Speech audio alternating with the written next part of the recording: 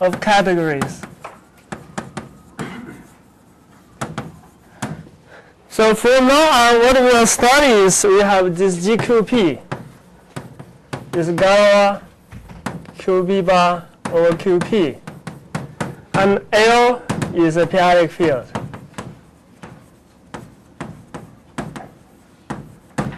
So the tool of Fontaine theory is to reconstruct all those rings. What do we want? So we want to use those rings to study p-adic representation of GQP. So we have many categories. So one category is say is torsion. So that means torsion OL representations of GQP. What does this mean? This means OL modular of finite length. So that means it's torsion, and plus action of GQP. So this is a category. We also have representations of OL GQP. So here we say it's OL representation, say, of GQP without torsion. So that means it's free OL module of finite rank. And then plus action of GQP. So these are all the basic categories we want. And the third one is L representations of GQP. So these are the things people want to study. Okay? And then in this side, we have another like 5 categories. So it's phi gamma eta. So first is phi gamma eta OE. So this we say is category of eta phi gamma module of finite length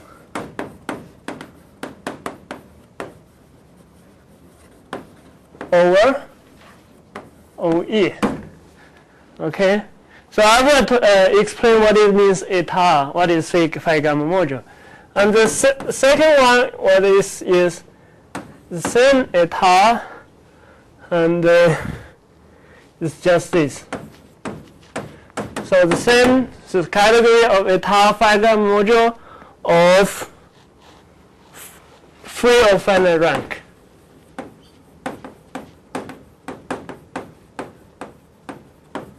Over.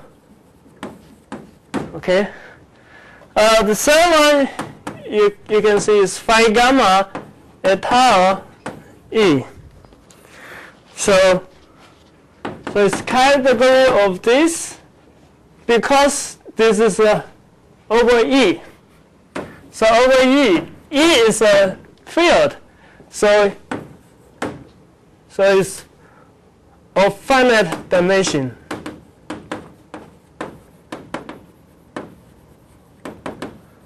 Over E. And we have this E dagger. So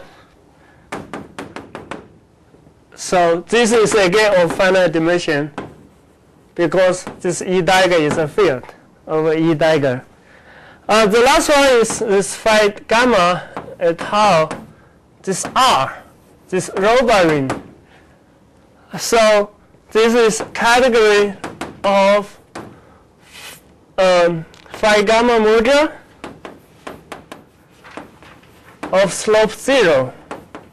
So it's a little bit technical definition, but actually sometimes here eta we also got slope 0.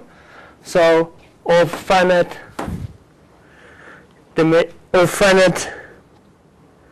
rank over R. Okay, so here we have these 3 kinds of representations. Here we have 5 kinds of categories. Okay, yes? Yes. So now I need to explain what it means eta.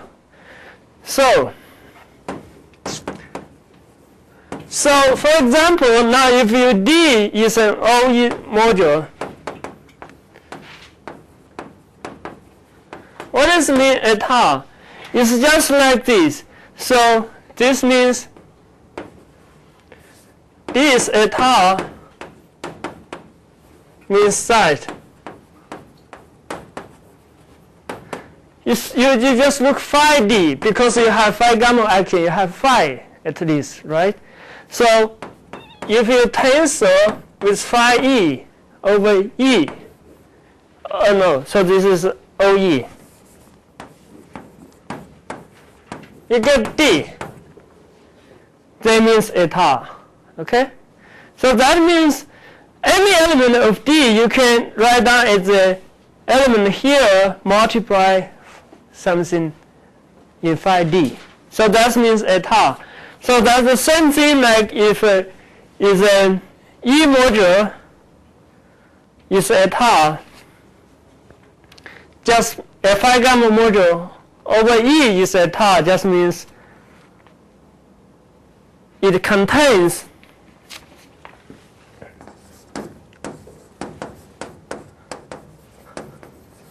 D over E is eta,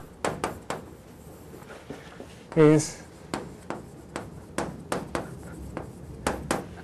D contains a lattice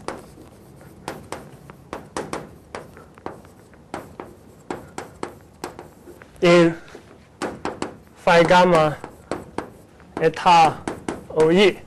Just means contain a full lattice which is eta over OE. Okay? And the same of this E dagger, because E dagger contains OE. So for this one, slope 0 is a little bit technical, so I will not explain here.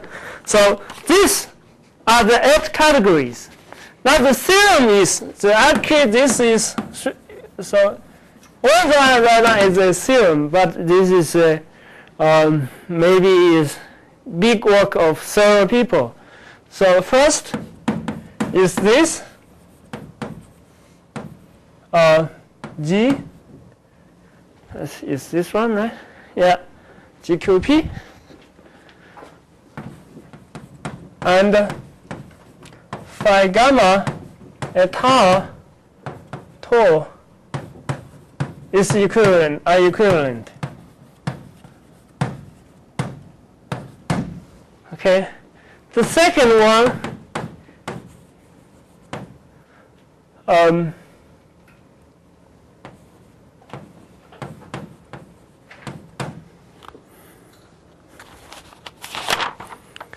OL, sorry, this should be OL. Right and wrong? Yeah. OL and phi gamma eta, these are equivalent.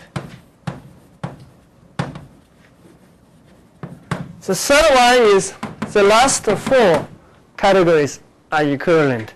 So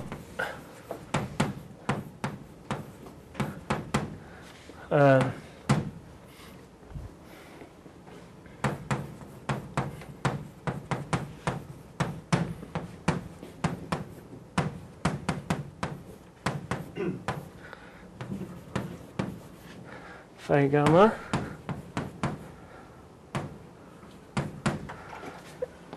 eta R are equivalent.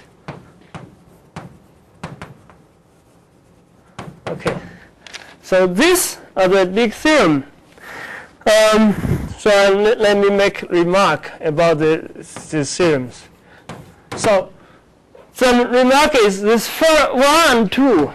So especially 1 is due to Fontaine. So this is the very beginning of phi gamma module theory. I think this phi gamma module theory appears in the Gordendic first shift. So he read a long paper there. So this 3 volume of Gordendic first shift when he was 60 years old is very important. So there are many important papers there. So this first one is due to Fontaine, and this is the very beginning of phi gamma module. So that's why we want to study phi gamma module, because it's represented related to the representations. So, and this implies 2 and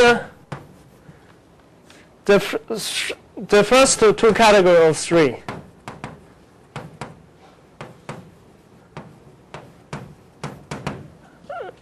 In equivalence of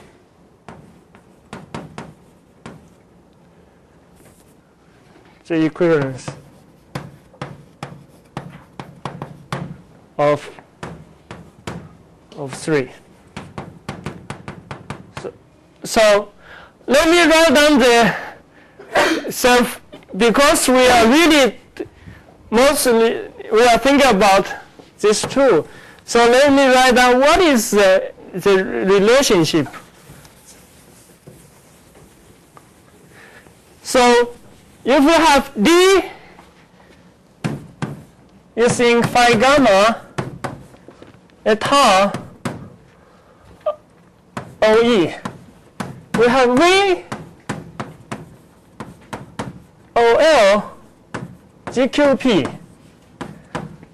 So what we have is usually we have, so first how do you get from D? We get the representation in GQP. So we get so-called VD. What is this? This is just so the air we just defined. The air I just defined a tensor product DPOL, and then your tensor product OD. So because you have phi action here, you have phi action here because this is phi gamma module, right? So you always have phi actions. So now you take all these big ones that you have phi actions, you just look the element invariant by phi. So this kind of element is you forms a representation here. And otherwise, if you have a V, if you have a representation here, how do you get D? So you get D of V. This is even easier to write because V is and now you just take the Garel invariant by HQP.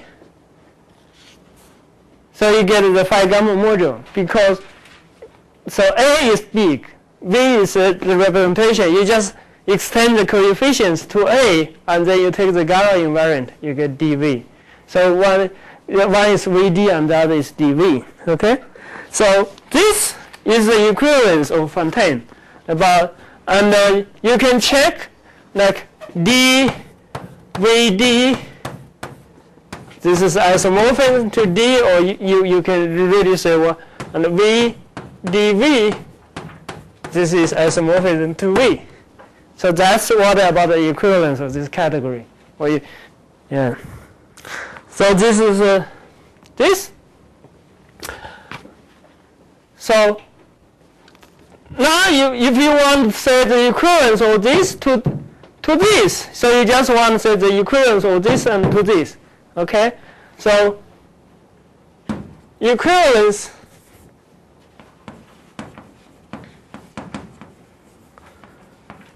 to phi gamma eta E diagonal. So this is so-called overconvergent. So this is a theorem of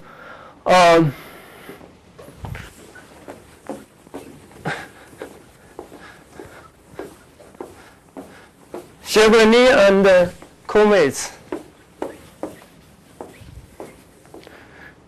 So this is a theorem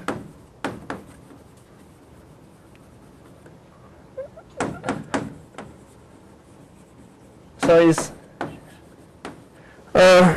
how to write on this? Chevrolet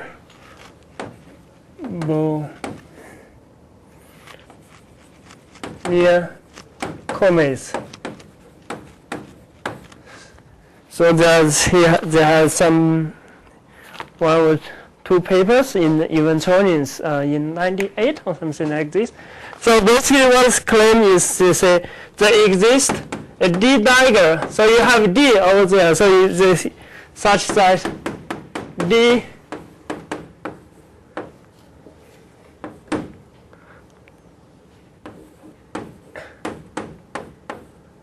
so you from and then you get an equivalence here. So that so if you read so all representations are overconvergent. So that's the result of Chevrolet and Comets. So from D you get D dagger. Now the last one, the equivalence to this robot ring, this one, this is the last equivalence.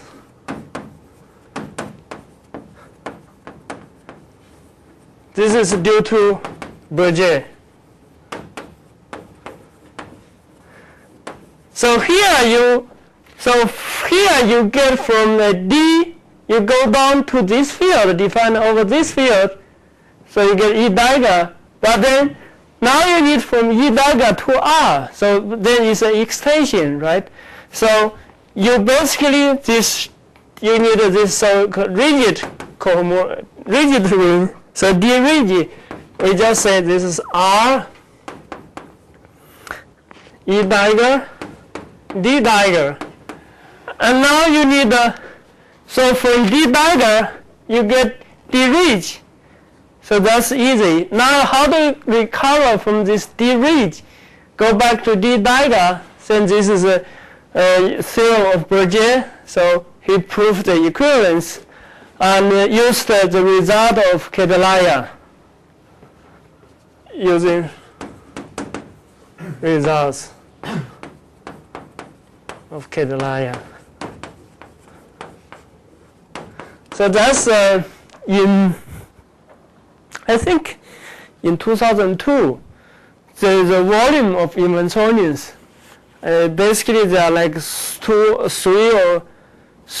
famous papers just in this field and prove the same conjecture in different ways. So one of them is Berger, and then he proved this result and used this to prove this Crew conjecture. And his paper is in Annals. And there are 3 papers, not by Berger himself, but one by Berger and 2 by others, prove the same conjecture in the same time, using different ways. Okay, so that's the equivalence of all those categories. Okay, so as a result, from now on, if we want to study, basically we want to study representations. So all these representations. Now what do we want to study? We want to study phi gamma modules. So now we just an element in these 3. We just use D. Okay, so we just need to study phi gamma modules. So first I haven't really defined what is phi gamma module. I just defined the eta. The phi gamma module, what is phi? It just means you have phi action, and which is continuous and semi-linear. So what is phi gamma module really? I need to explain a little bit.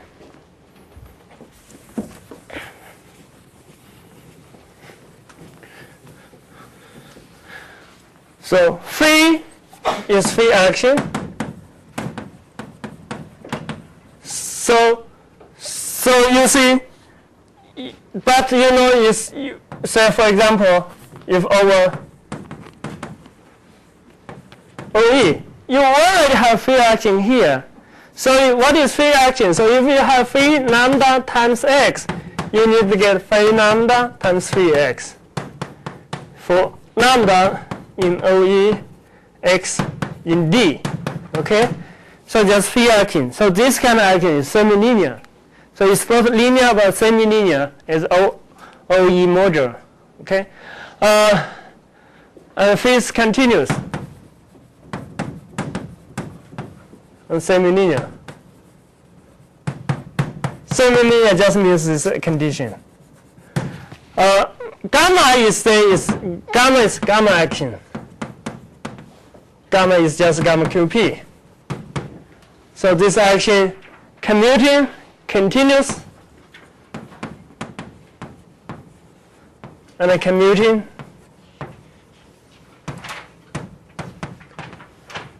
with phi action. So now you can see the advantage of phi gamma module. Theoretically, the advantage, because phi is just one action. If you have a finite module or finite vector space over E, an action you can use what? You can use a matrix to write on it, right? And then gamma, this is usually is procyclic, or at most 2 generators, at most, right?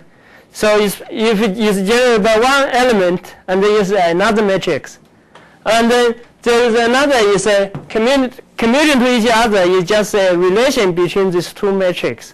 So if you have 2 matrices and you have a relation, and you define a phi gamma module, theoretically you define the p-adic representation. So that's why they want to study this. Now we need after the equivalence, we need to talk about the Psi action on D. What is the Psi action? Okay, so usually for any x in D, you can write down x is 1 plus t to the I. So D is over OE or over E. And then you get phi xi 0 to p minus 1. And then you just define psi x is x0. Okay? So that's the definition of psi. Psi have some property. So proposition, you have psi a phi x is psi a x, and psi phi a x is a psi x. So for any a is contained in OE or E, and x is contained in D. And this is unique. And psi is a unique operator satisfying the above property.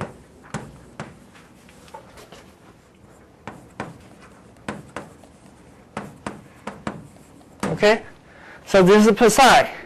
And you can also find, from here you can find psi times phi is identity, the same.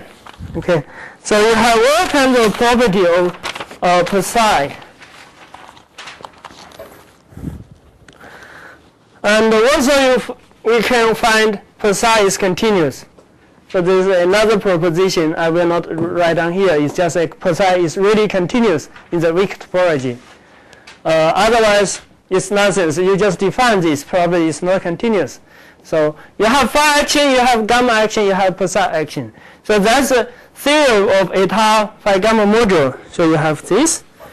Now, before we explain to this p-adic Lagrange, because so in the last 2 lectures, so today I will just explain about some of the applications of phi gamma module, why it's useful. Okay, so first of all, I want to say is about Galois cohomology. So the third, so let's say Galois cohomology.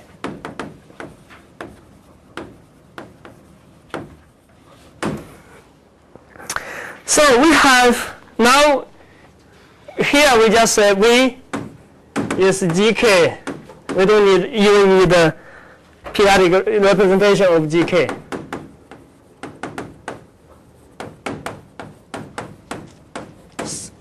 So the equivalence of category, we have, you can replace QP by K, by any K. K is finite over QP, okay? So then we have dV. It's just we studied. It's just this A tensor K V. Then you have H of K.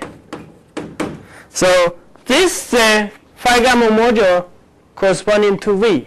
So if you want to study V, you want to study this dV. We have this. We have a complex. We have a complex. Which I call C phi gamma, since it's related to K and V, so I write down this. So it's 0 goes to dV, and then goes to, so we have phi minus 1, gamma minus 1. So this is gamma K.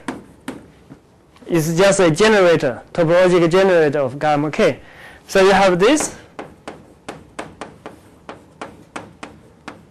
And we have like gamma 1, project 1 minus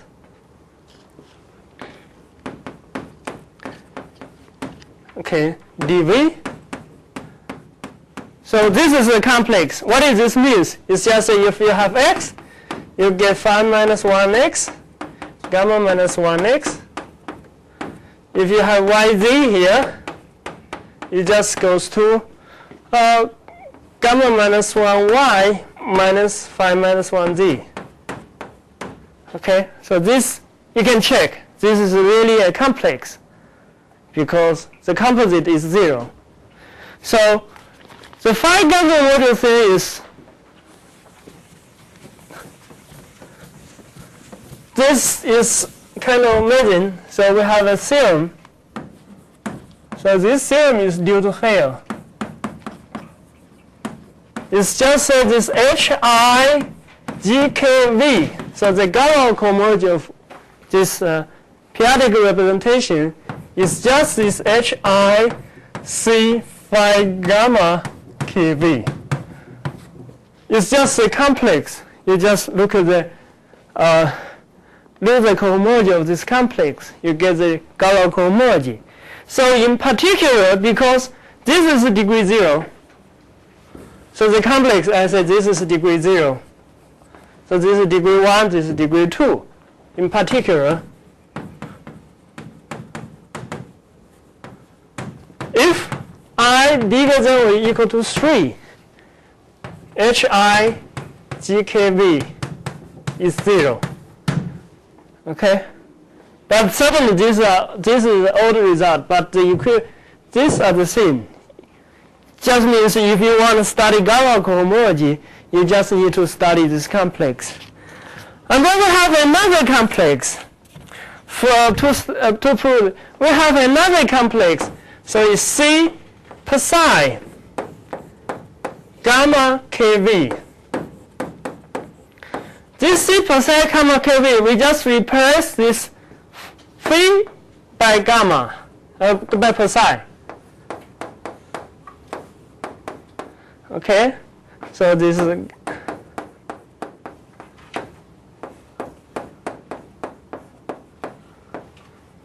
so this you just replace phi by psi. Okay, correspondingly, then you can actually have this C psi gamma KV is quasi-isomorphic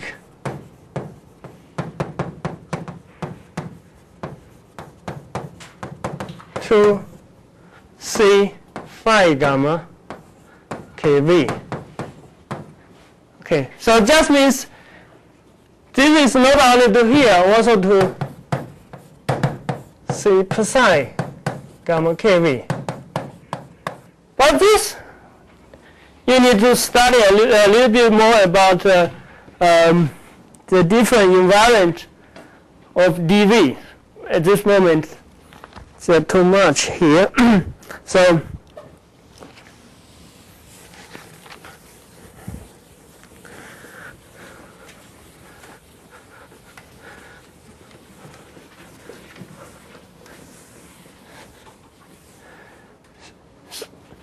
So we have this, and then we can also have a duality. So before we state the application of these things, I need so anyway we need that one. So we need to talk about residues.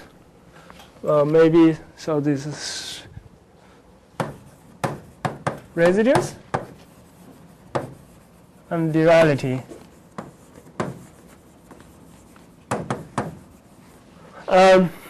So like for any x contained in D, and we can define, we have this proposition. We can define this residue. We can still define if x containing E, we have the residue, right? Then the residue of I think it is residue 0 psi x dt over 1 plus t x dt over 1 plus t. So it just means if you look at the residue, this is invariant after psi. And now let D check be this home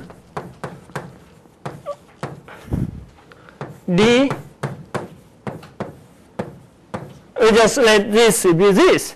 So what do we have? This D check times D have a pairing to this. So we have a pairing. So we have x, y. We have a pairing, so we get this. We call this as pairing x, y. Now here we have, because of the residue, we can take the residue here. This goes to here. The thing is, we let xy is just this residue. Xy is just this element, and then dt over t, 1 plus t. This residue, I think you should always write 0. Then the proposition we have is x phi y is psi x y. So that means phi and psi are joined to each other under this kind of pairing. So they are joined. Now go back to this theorem. So what we can do is this. If we let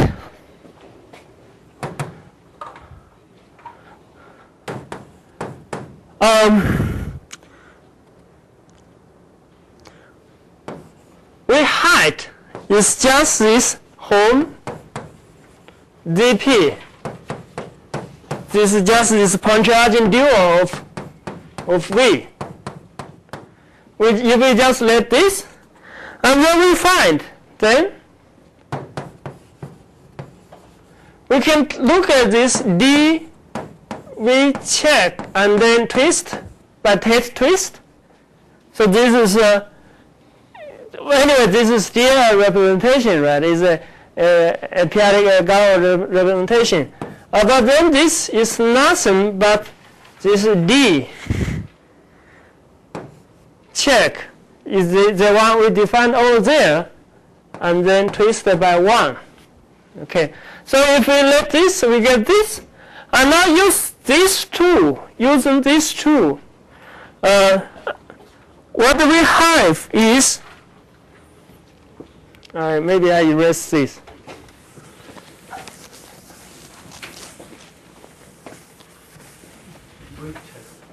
Uh-huh.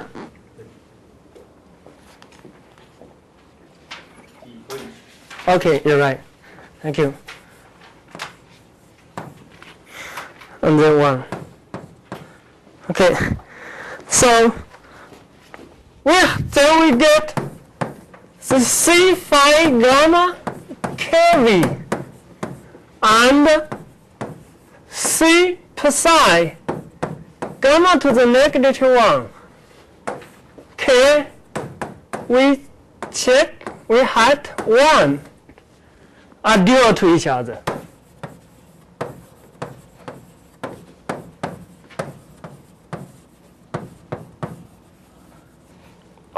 How do you make this dual? You use this pairing. You can take this, find that dual to each other. From this, we can prove. So this is again by here, but this is a famous theorem. So Tate local duality theorem.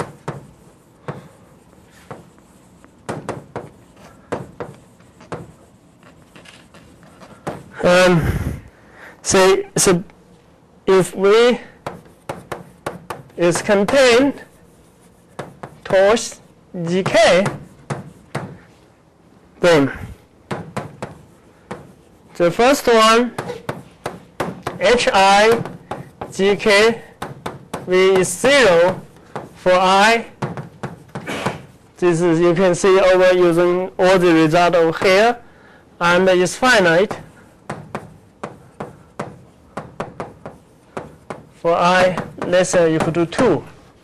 And the second one is, if you compute this, the other characteristic of this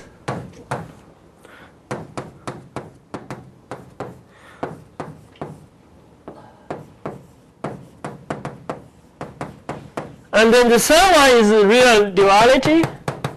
It's just say H2 minus I GK. This is HI GK. Okay, so they are dual to each other. So this one is just the result. It's just this theorem. The third one is just this pairing.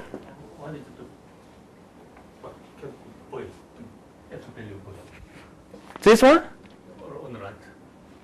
Okay. Yes, cardinality of V. Because this is torsion, is finite. Okay. So this is for the torsion part. If you take the ZP representation, you need to take the dimension. So you can explain, extend the result to, if V is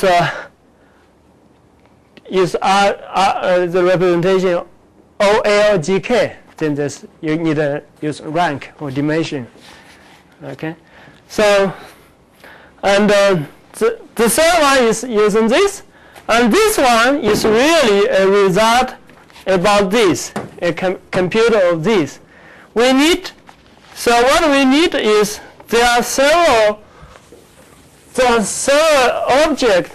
If you give a phi gamma module, there are several sub-modules are important. One is d per psi equals 1, and d per psi equals 0, and d per psi over per psi minus 1. Okay, so these 3 objects are quite important. So let me give another one is so is about why this is important. Is about this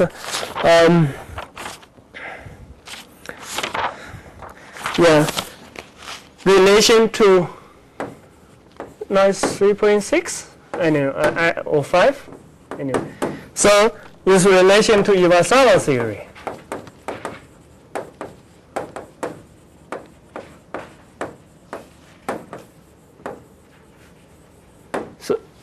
So what is this? You can find in the notes. Okay. So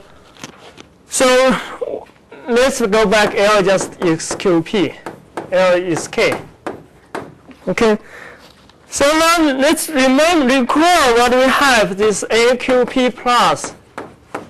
This is nothing but GPT. Okay.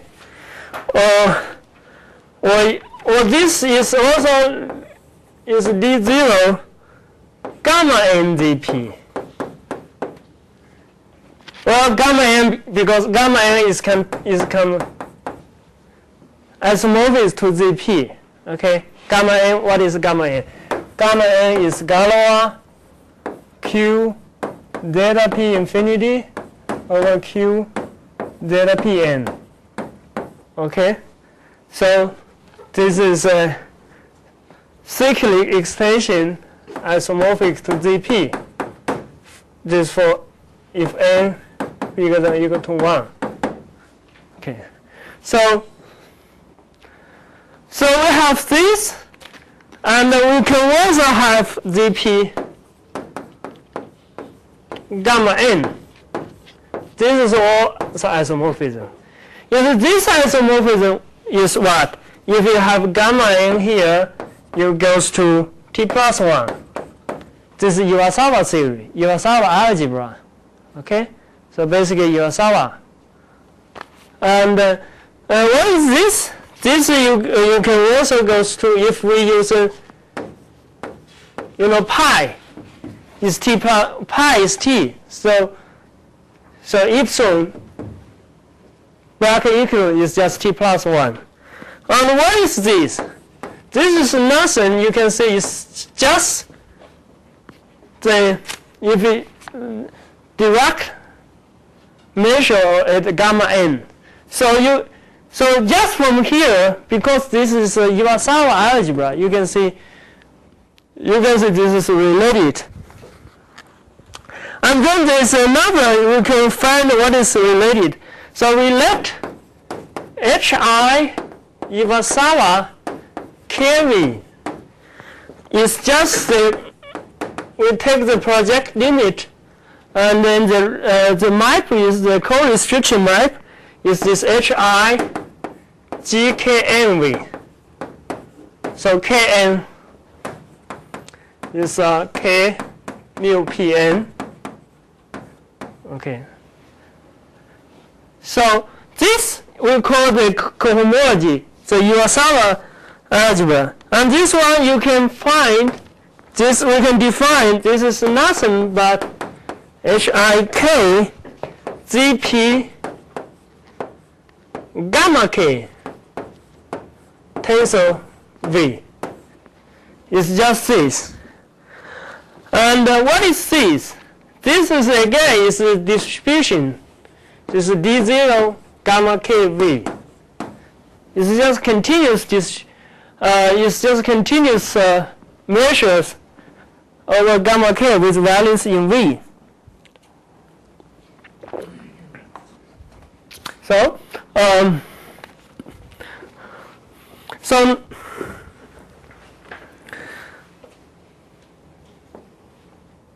now we can use what we can use. We can use this. This is purely using co-restriction map to define, but we can actually use the one we just find in Galois cohomology. So we have C phi gamma n kV k n v. This is a Galois gives the cohomology here. Okay, so the